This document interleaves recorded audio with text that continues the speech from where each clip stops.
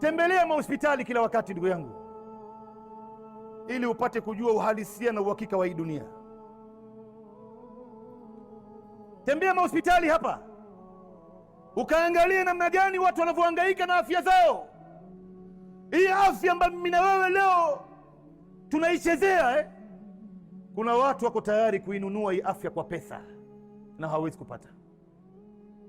Na wengine wamepata ajali ya pikipiki, wengine wamepata ajali ya treni, ajali ya gari. Mtu amelazwa miguu na mikono juu, muda wa miaka miwili mitatu katika hali hiyo. Kila kitu yake anafanyiwa hapo, chakula yake ni hapo, kunywa yake ni hapo, kuogeshwa ni hapo, haja yake kubwa ni hapo, haja yake ndogo ni hapo. Amelazwa hivi. Ndugu zangu, wewe leo hii afya yako ulionaye, kama hujui thamani yake, nenda mahospitali hapa upate kujua namna gani leo watu wanaopitia mitihani. Wewe leo Mwenyezi Mungu amekuruzuku watoto wana afya nzuri, mashallah, hamna hata mmoja wao ambaye ni mgonjwa. Tembea hospitalini hapa uone wazazi ambao wanaopitia mitihani.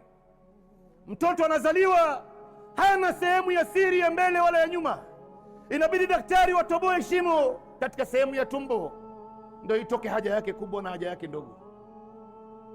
Tutembeleeni mahospitali ndugu zangu kila wakati, si kwenda kumuona mgonjwa wako tu.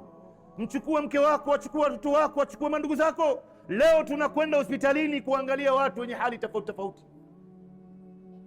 Huenda ujui thamani ya afya ulionaye mpaka umuone mtu aliyeikosa, au labda siku utakaikosa ndio utajua kumbe kweli niliichezea afya yangu. Kwa kweli niliichezea afya yangu.